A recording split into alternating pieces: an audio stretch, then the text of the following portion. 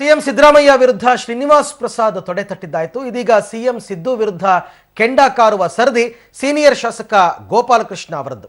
ನಿಗಮ ಮಂಡಳಿ ಅಧ್ಯಕ್ಷ ಸ್ಥಾನ ಸಿಕ್ಕ ನಂತರವೂ ಗ್ರಾಮೀಣ ಶಾಸಕ ಎನ್ವೈ ಗೋಪಾಲಕೃಷ್ಣ ಗರಂ ಆಗಿದ್ದಾರೆ. ಸಚಿವ ಸ್ಥಾನ ತಪ್ಪಿಸಿ ಉಪಯೋಗಕ್ಕೆ ಬಾರದ ನಿಗಮ ಕೊಟ್ಟು ಸಿಎಂ ಮತ್ತಷ್ಟು ಅವಮಾನ ಮಾಡಿದ್ದಾರೆ ಅಂತ ಪಬ್ಲಿಕ್ ಟಿವಿ ಜೊತೆಯಲ್ಲಿ ಅಳಲನ್ನ ತೋಡ್ಕೊಂಡಿದ್ದಾರೆ. ಕಾಂಗ್ರೆಸ್ ಪಕ್ಷಕ್ಕೆ ನಾಯಕರು ಬರ್ತಾರೆ ಹೋಗ್ತಾರೆ ಅಂತ ಸಿಎಂ ಸಿದ್ದು ವಿರುದ್ಧ ಪರೋಕ್ಷ ವಾಗ್ದಾಳಿಯನ್ನ ಮಾಡಿದ್ದಾರೆ. ಜೊತೆಗೆ ಹೈಕಮಾಂಡ್ಗೂ ಕ್ಲಾಸ್ ತಗೊಂಡಿದ್ದಾರೆ. ಹೈಕಮಾಂಡ್ ಕಾಂಗ್ರೆಸ್ನಲ್ಲಿ ಹೈಕಮಾಂಡೇ ಇಲ್ಲ, ಲೋ ಕಮಾಂಡೂ ಇಲ್ಲ.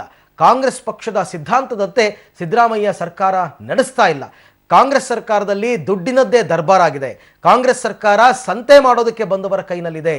ಓಪನ್ ಮಾರ್ಕೆಟ್ನಲ್ಲಿ ಯಾರು ಬೇಕಾದರೂ ಸೀಟು ಖರೀದಿ ಮಾಡಬಹುದು ಅಂತ ಕಿಡಿ ಮಾಡಿದ್ದಾರೆ. ಹಿರಿತನಕ್ಕೆ ಪಕ್ಷ ಕಟ್ಟಿದವರಿಗೆ ಕಿಮ್ಮತ್ತು ಕೊಡದೇ ಇರೋದೇ ಕಾಂಗ್ರೆಸ್ ಸಂಸ್ಕಾರ ಎಂದ ಗೋಪಾಲಕೃಷ್ಣ, ನಿಗಮ ಮಂಡಳಿ ಅಧ್ಯಕ್ಷ ಸ್ಥಾನದ ಅಧಿಕಾರ ವಹಿಸಿಕೊಳ್ಳುವ ಬಗ್ಗೆ ಚಿಂತನೆ ಮಾಡ್ತೀನಿ ಅಂತ ಹೇಳಿದ್ದಾರೆ. ನಿನ್ನೆಯಷ್ಟೇ ರಾಜ್ಯ ಸರ್ಕಾರ ಶಾಸಕ ಎನ್ವೈ ಗೋಪಾಲಕೃಷ್ಣ ಅವರನ್ನ ನಂಜುಂಡಯ್ಯ ವರದಿ ಅನುಷ್ಠಾನ ಸಮಿತಿ ನಿಗಮದ ಅಧ್ಯಕ್ಷರನ್ನಾಗಿ ಮಾಡಿತ್ತು. ಈ ಬೆನ್ನಲ್ಲೇ ಅವರ ಅಸಮಾಧಾನ ಸ್ಫೋಟಗೊಂಡಿದೆ.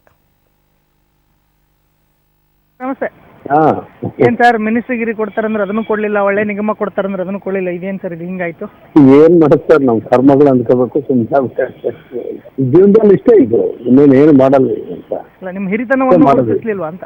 ಇಲ್ಲ, ಶೇಮ್ ಅಲ್ವಾ? It is really shame on the part of the high command. ಯಾರು ಹಿರಿತಾನೆ ಏನು, ನಾವು ಡೆಪ್ಯೂಟಿ ಸ್ಪೀಕರ್ ಕೆಲಸ ಮಾಡಿದೆ, DCC ಪ್ರೆಸಿಡೆಂಟ್ ಆಗಿ 4-4 ವರ್ಷ ಕೆಲಸ ಮಾಡ್ತಿದ್ದಲ್ಲಿ 5 ಸಾರಿ ಗೆದ್ದೆ. ಏನ್ ಮಾಡ್ಬೇಕು ಅನ್ನೋದಕ್ಕಿಂತ ಮುಂಚೆ ನಮಗೆ ಕನ್ಸಲ್ಟ್ ಅನ್ನ ಮಾಡ್ಬೋದಾಗಿತ್ತಲ್ಲ. ಇದನ್ನ ಕೊಡ್ಬೇಕಾ ಬೇಡವೆ? ಕಾರ್ಯಕರ್ತರು ಬದುಕಬೇಕು, ಈ ಕಡೆ ಸಾಮಾಜಿಕವಾಗಿರ್ತಕ್ಕಂಥ ಜನಗಳಿಗೆ ಅನುಕೂಲ ಆಗ್ಬೇಕು, ಅನ್ಯಾಯವಾಗಬೇಕು. ಅದ್ರಾಗ ಉಡಿಸ್ಬಿಟ್ಟು ಒಳ್ಳೇದು ಮಾಡ್ಕೊಡ್ತೀವಿ ಅಂತ ಅವ್ರು ಹೇಳಿದ್ರು ಸರ್. ಅವ್ರಿಗೆ ಅಂದ್ರೆ ಒಂಥರ ಅನ್ಯಾಯ ಆದಂಗ ಆಯ್ತು ನಿಮ್ಮ ಹಿರಿತನಕ್ಕೆ ಅಂತೀರಾ? ಮತ್ತೆ ಗ್ಯಾರಂಟಿ ಅಲ್ವಾ ಸರ್ ಇದನ್ನ? ಎಂತವರೆಗೂ ಜೂನಿಯರ್ಸ್ ಎಲ್ಲ ತಗೊಂಡೋಗಿ ಬೆಂಗಳೂರು ಡೆವಲಪ್ಮೆಂಟ್ ಅಥಾರಿಟಿ ಮಾಡ್ತಾರೆ, BWSC ಚೇರ್ಮನ್ ಮಾಡ್ತಾರೆ, KSRTC ಕೊಡ್ತಾರೆ, ಸ್ಲಮ್ ಬೋರ್ಡ್ ಕೊಡ್ತಾರೆ, ಇನ್ಯಾವುದಕ್ಕೂ ಕೊಡ್ತಾರೆ ಅಲ್ವಾ? ಮತ್ತೆ ನಾವು ಹಿಂದುಳಿದ ಪ್ರದೇಶದಿಂದ ಹೋಗಿರ್ತಕ್ಕಂಥವ್ರು ಅವರೆಲ್ಲರಿಗಿಂತ ಸೀನಿಯರ್ ನಾನು, ಎಕ್ಸೆಪ್ಟ್ ಒಂದು ಗುತ್ತೇದಾರಿ ಬಿಟ್ಟರೆ ಎಲ್ಲರಿಗೂ ಸೀನಿಯರ್ ನಾನು. ಎಲ್ಲ ಹಿರಿತನಕ್ಕೆ ಮತ್ತು ಪಕ್ಷಕ್ಕೆ ದುಡಿದವ್ರಿಗೆ ಬೆಲೆ ಇಲ್ಲ ಅಂದಂಗ ಆಯ್ತ್ರಿ.